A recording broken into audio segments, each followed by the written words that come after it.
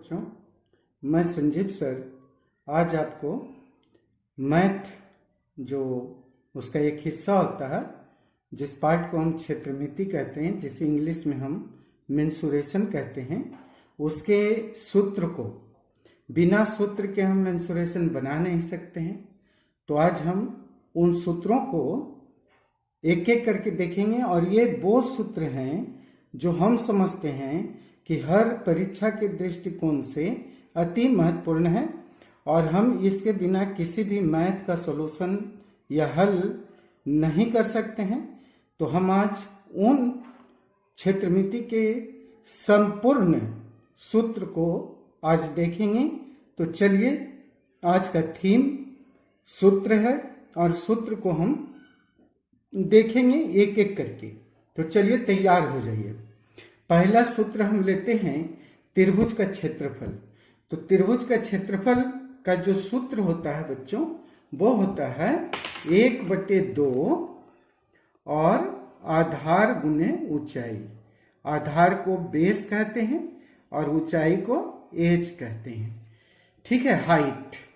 तो ये हमारा सूत्र हो गया हाफ BH। समकोण समद्विबाहु त्रिभुज। अब समकोण भी है और समद्विबाहु। समद्विबाहु का मतलब होता है जिसकी दो भुजा बराबर हो। उस त्रिभुज का क्षेत्रफल का जो फॉर्मूला होगा वो होगा 1/2 और गुना भुजा स्क्वायर। भुजा को A से डिनोट करते हैं, इसलिए हमने A स्क्वायर लिखा है। दूसरा है समकोण समद्विबाहु त्रिभुज का कर्ण। तो कर्ण का रूप जो होगा सूत्र वो होगा √2 और गुना भुजा, √2 गुना भुजा। बाद में हम इसका ज्यामिति विधि द्वारा बता देंगे कि कैसे ये बना, इस सब को हम बता देंगे। लेकिन अभी हम केवल सूत्र देखेंगे। समद्विबाहु त्रिभुज का क्षेत्रफल, इसका होता है सूत्र √3/4 और भुजा स्क्वायर। इसको आप बढ़िया से लिखिए, याद कीजिए। समबाहु त्रिभुज की ऊंचाई, इसका सूत्र होता है √3/2 इंटू भुजा। ठीक है। त्रिभुज का परिमाप का फॉर्मूला, जिसको हम सभी भुजाओं को जोड़ देते हैं। जैसे ये त्रिभुज है, A है, B है, C है। आपको पता है कि ये भुजा बड़ी जो कोण हमारा है उसके सामने का भुजा हो जाता है। ये B है तो ये B हो जाएगा और ये C है तो ये C हो जाएगा। इन सब को जोड़ दीजिए, ये त्रिभुज का परिमाप निकल गया। विषमबाहु त्रिभुज का जो क्षेत्रफल, विषमबाहु का मतलब जिसकी कोई भुजा बराबर ना हो, तो उसका जो क्षेत्रफल होगा वो होगा, इसी को हम दूसरे शब्दों में हीरो का सूत्र कहते हैं। इसका होता है S into S minus A into S minus B into S minus C। ये आपका सूत्र हो गया। त्रिभुज का अर्ध, अर्ध का मतलब आधा परिमाप। तो परिमाप क्या है? A + B + C बाई, है ना, बाई तो कुछ नहीं, 2S बराबर है। तो S बराबर क्या हो जाएगा? A + B + C। अब क्या है? अर्ध। अर्ध का मतलब आधा, आधा कर दीजिए। वर्ग का क्षेत्रफल, वर्ग का क्षेत्रफल का फॉर्मूला होता है भुजा स्क्वायर। वर्ग का परिमाप, परिमाप यानी सभी भुजाओं का योग। तो भुजा, वर्ग में 4 भुजा होगा तो यहाँ पे 4 इंटू भुजा। वर्ग का विकर्ण, वर्ग का विकर्ण वही √2a। ठीक है। आयत का क्षेत्रफल, आयत में लंबाई होता है, L से डिनोट करते हैं। चौड़ाई होता है, B से सूचित करते हैं, L गुना B। अब निकालना हमको आयत का परिमाप। तो आयत का परिमाप का फॉर्मूला हो जाएगा 2 इंटू L और प्लस B। समझ रहे हैं तो समझिए। देखिए हम समझाते हैं। 1L 1L, 1B 1B, 2L 2B, तो 2 कॉमन ले लिए, L + B। आयत का विकर्ण, विकर्ण हम इसको कहते हैं। तो ये विकर्ण हो गया। विकर्ण का सूत्र हो जाएगा लंबाई का स्क्वायर प्लस चौड़ाई का स्क्वायर। ठीक है, ये आपका सूत्र हो गया। घन, घन का आयतन, घन का आयतन, घन में 6 भुजा होता है, तो उसमें एक लंबाई होता है L से लिखते हैं, एक चौड़ाई होता है B से लिखते हैं, एक ऊंचाई होता है S से लिखते हैं, L गुना B गुना H। ये आपका आयतन हो गया। घन का क्षेत्रफल निकालेंगे तो 6 भुजा और भुजा का स्क्वायर, यानी 6 और भुजा स्क्वायर गुना कर दीजिएगा, ये आपका घन का क्षेत्रफल निकल जाएगा। घन का विकर्ण अब आता है। घन का विकर्ण होता है जो हम आपको बताते हैं, इसका विकर्ण हम कैसे निकालते हैं, तो ये हो जाएगा आपका √3 गुने भुजा। ठीक है, घन का विकर्ण √3 गुने भुजा हो जाएगा। घनाभ का आयतन, वही यहाँ पे लंबाई, चूंकि घन का जो आयतन होता हो तो आपको घन की सभी भुजाएं बराबर होती हैं, तो ये अगर हम सबको ये मान लें तो यहाँ पे भुजा का क्यू कर देंगे। ठीक है, और इसमें घनाभ में तो कोई भुजा बराबर होता नहीं है, तो यहाँ पे L into B into H। ठीक है, कोई भुजा बराबर नहीं है, यहाँ सारे भुजा बराबर थे, तो इस तरह से कर दिए। ये क्यू, अगर सबको ए मान लें, चूंकि सब भुजा बराबर है तो गुना होकर के एक क्यू हो जाएगा। घनाभ का जो क्षेत्रफल होता है वो होता है 2 इंटू L गुना B प्लस B गुना H और प्लस H गुना A।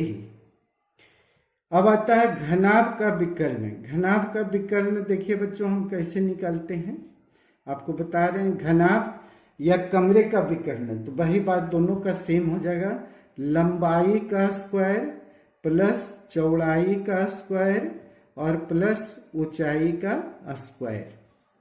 √2 का मान होता है बच्चों 1.414। ठीक है, इसके बाद है √3 का वैल्यू लिखना 1.732, और पाई का वैल्यू तो आपको आता होगा बच्चों 22/7, और नहीं तो आप लिख सकते हो 3.14। ठीक है, जो यूज हो जाए परीक्षा में उसके हिसाब से हम मैथ बनाते हैं वहां पे। तो ये आपके 23 फार्मूला हम यहाँ पे बताए। अब चलिए जरा सा इसमें आइए।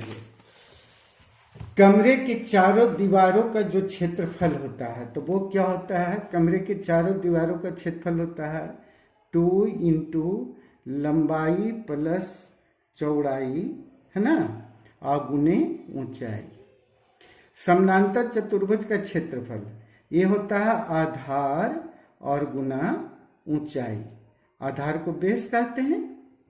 समलंब चतुर्भुज का क्षेत्रफल होता है 1/2 और आसन्न भुजाओं का योग, है ना। आसन्न भुजा, एक ऊपर का भुजा एक नीचे का भुजा, तो ऊपर का भुजा और प्लस नीचे का भुजा और गुना ऊंचाई। ठीक है। समचतुर्भुज का क्षेत्रफल, समचतुर्भुज का क्षेत्रफल होता है 1/2 डायगोनल फर्स्ट और गुना डायगोनल सेकंड, यानी कि विकर्णों का गुणनफल का आधा। ठीक है। समचतुर्भुज, सम माने बराबर, चतुर्भुज जिसकी चारों भुजा बराबर हो जाए तो परिमाप, तो 4 गो तो भुजा हो गया, यानी 4 अगुने भुजा।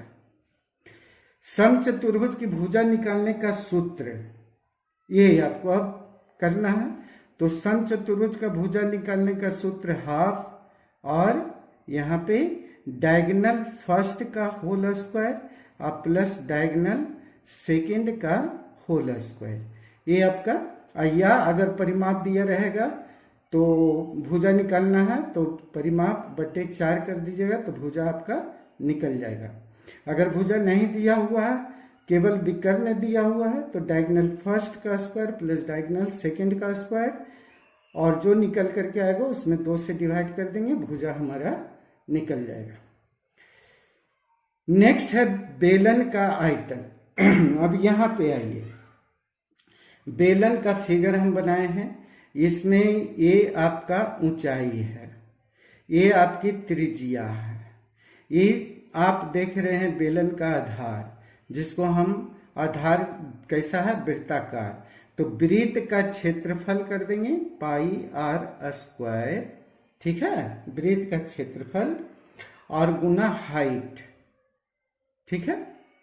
बेलन की परिधि, तो बेलन की परिधि नीचे देखिए, परिधि कहिए या परिमाप कहिए, तो ये हो गया 2 पाई आर, ठीक है। बेलन के आधार का क्षेत्रफल, तो बेलन के आधार का क्षेत्रफल देखिए, आधार नीचे पाई आर स्क्वायर, ठीक है। बेलन के वक्र पृष्ठ का क्षेत्रफल, तो बेलन के वक्र पृष्ठ देखिए आप गौर से जरा कैसे निकालिएगा, नीचे परिधि ले लीजिए 2 पाई आर और ऊंचाई से मल्टीप्लाई कर दीजिए, निकल गया। बेलन का संपूर्ण पृष्ठीय क्षेत्रफल, तो ये हो जाएगा 2 pi R into R plus H, यानी बच्चों इससे इसको मल्टीप्लाई करें तो 2 pi R square plus 2 pi R H. तो ये लंबा नहीं कीजिए, हम कॉमन कर दिए हैं, शॉर्ट हो गया। अब आपसे आराम से मैथ बन जाएंगे। अब हम आ गए शंकु की तिरछी ऊंचाई पे, तो शंकु पहले हम देख लेते हैं। तो शंकु ये है, ये तिरछी ऊंचाई है, ये इसका हाइट है और ये इसकी त्रिज्या है। तो तिरछी ऊंचाई का जो फॉर्मूला होगा वो होगा आर का स्क्वायर प्लस एच का स्क्वायर। ऊंचाई अगर निकालना होगा तो रूट और तिरछी ऊंचाई के स्क्वायर में से हाइट की रेडियस के स्क्वायर को घटा देंगे तो हमारा शंकु की ऊंचाई निकल जाएगा। शंकु की अगर त्रिज्या निकालनी है तो तिरछी ऊंचाई में से हम यहाँ पे किसको घटाएंगे, ऊंचाई के स्क्वायर को घटा देंगे, ठीक है। शंकु का क्षेत्रफल, तो शंकु का जो क्षेत्रफल होता है वो होता है पाई आर एल। शंकु का जो आयतन होता है वो होता है बेलन के आयतन का तीसरा हिस्सा। बेलन के आयतन ये हो गया और इसका तीसरा हिस्सा शंकु का आयतन हो गया। शंकु का संपूर्ण क्षेत्रफल, अब संपूर्ण तो pi R into R plus L. अब हमारे पास आ गए अर्धगोला, आधा गोला, गोला का आधा, तो इसका क्षेत्रफल हो गया अर्धगोला का 2 पाई आर स्क्वायर। अर्धगोला का आयतन आ गया, तो अर्धगोला का आयतन हो गया 2/3 पाई आर क्यूब। अर्धगोला का संपूर्ण क्षेत्रफल, तो संपूर्ण क्षेत्रफल 3 पाई आर स्क्वायर। अब आ गया गोला, गोला का क्षेत्रफल, तो जो गोला का क्षेत्रफल होगा वो होगा 4 पाई आर स्क्वायर। अर्धगोला आधा और गोला दुगना है ना। गोला का आयतन हो गया 4/3 पाई आर क्यूब। छिन्नक आ गया, छिन्नक आपने देखा होगा, शंकु का ऊपर से काट दीजिए, जैसे शंकु है और यहाँ पर हम अगर काट दें इसको इस तरह से, इसके इस हिस्से को हटा दें ऊपर वाले हिस्से को, तो एक R1 बन जाएगा बच्चों, है ना। यहाँ पे हम फिगर एक आपको बना देते हैं समझने के लिए, इस तरीके से इसको आप देख लीजिए। यहाँ पे हम फिगर आपको डाल दे रहे हैं, आप आराम से। ये एक आर हो गया यहाँ, एक आर यहाँ हो गया और इसको आप मिला लो। इस आर को R2 रखिए, इस आर को R1 रखिए। ये हो गया ऊंचाई H, ये हो गया L। तो अब आपको छिन्नक का आयतन का सूत्र चाहिए। तो छिन्नक का आयतन का जो सूत्र होगा वो पाई एच का तीसरा हिस्सा प्लस यहाँ पे इंटू में R1 का स्क्वायर प्लस R2 का square plus R1 into R2, यही आपका सूत्र बन गया छिन्नक के आयतन का। अब आया आपके पास छिन्नक का क्षेत्रफल। तो छिन्नक का क्षेत्रफल हो जाएगा pi L into R1 plus R2, ठीक है। अब आ गया छिन्नक की तिरछी ऊंचाई। तो छिन्नक की तिरछी ऊंचाई कौन हो गया, आपको तिरछी ऊंचाई ए है। इसको निकालने का जो सूत्र होता है बच्चों वो होता है एल इज इक्वल यानी तिरछी ऊंचाई is equal under root H का स्क्वायर प्लस R1 में से R2 को घटा दीजिए और इसका होल स्क्वायर कर दीजिए। तो ये बच्चों 48 छूटा क्या बच्चों, जो हम आपको बताते हैं। हमने इसमें आपको क्या छोड़ गए हैं, एक ब्रिज छोड़ गए है ना, त्रिज्य खंड जिसमें हम लोग निकालते हैं वो हम छोड़े हैं। तो उसको भी बच्चों हम अलग से एक वीडियो दे देंगे, क्योंकि उसमें समझाना पड़ेगा आपको, तो वो हम छोड़े हैं। तो उसके लिए आप निश्चिंत रहिए, एक वीडियो उस पर हम डाल देंगे, छोटा सा वीडियो है ना। तो आप आराम से तब तक इसकी तैयारी कीजिए। और इन सभी ये सारे ऐसे फार्मूले हैं जो बहुत कॉम्पिटिटिव एग्जाम के लिए भी इम्पोर्टेंट है और ऐसे तो इम्पोर्टेंट हैं ही हैं। तो आप इन सब की तैयारी कीजिए और याद कीजिए। फिर हम जो नेक्स्ट वीडियो लाएंगे तो उसमें हम आपको जो फार्मूला छूट गया उसे हम देने का प्रयास करेंगे।